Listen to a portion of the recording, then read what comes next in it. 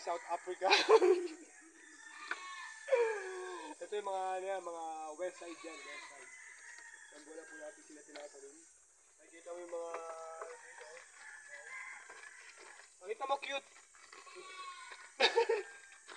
Ba't kasi ganyan parang mangangagat? Yan yung mga alaman natin. Ginawa po natin ano yan, puro patamalan po yan. Ay. Pwede mga 3 linggo sila. Puro tayo ng baka lang yan.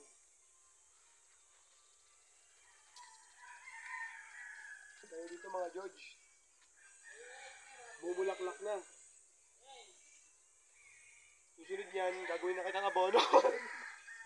Tutal, wala ka namang kwenta dito. Ayan na. Ayan po. 3 linggo na yan. Kapangalanan na siyang ano. Kapangalanan siyang cute. Saan tama niya ito? Tira pasok ko na naman, boy! Ano ka ba, George? Yan po, makikita nyo kung anong trip na namin dito. Pangalan pala na itong ano, si Snoop Dogg. Snoop Dogg! Snoop Dogg! Dito, pakita mo, dito. Ito yung mga tanim natin dyan. Bali 2 linggo na yan. Kailangan pag magtatanim ka, dapat unang ano, mga 1/4 ng timba, puro pataba lang. Tinan mo, patay na. Nakaling kaya kita, no? Ang ina mo. Puro pataba lang po. Ayan. Puro pataba, tapos sagyan mo lang tayo ng baka yung kalat, yung 1/4. Pagkatapos nun,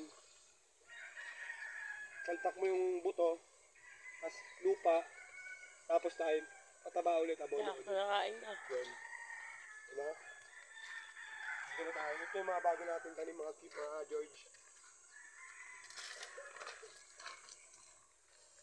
Ay, mga George. Ito yung tinanim natin dito, mga George. Dito lang yan. Ayun yung mga kinukuha namin abono, mga George. Kung meron sa inyo mga malapit, mga tayo ng baka, yun, mga George. Dudurugin mo lang siya. Pagkadurog mo niyan, tatanpa ko yan. Kaya pag nagtatanim kayo, mga George, yan na dapat. Dudurugin nyo muna yung ano, kasi kakamayin nyo. Para hindi nagtatampo yung ako. Patol, lakas ang tama na ito. Ay mga George. Ay muna.